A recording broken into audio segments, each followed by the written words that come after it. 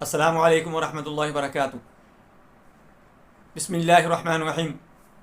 अगर आप सलाजीत को ये समझते हैं कि ये सेक्स के लिए ही है, तो ये आपके लिए वीडियो जो आज आप सुनेंगे, इसको देखेंगे, आपके लिए बहुत ही फ़ायदेमंद होगी। क्योंकि सलाजीत के बहुत ज़्यादा बेनिफिट हैं, इसका इस्तेमाल करना चाहिए और इसका ब्रेन के लिए, हार्ट के लिए, ब्लड सर्कुलेशन के लिए और आपकी शुगर के लिए, कमज़ोरी के लिए, थकावट के लिए, फटीग के लिए बहुत अच्छी है।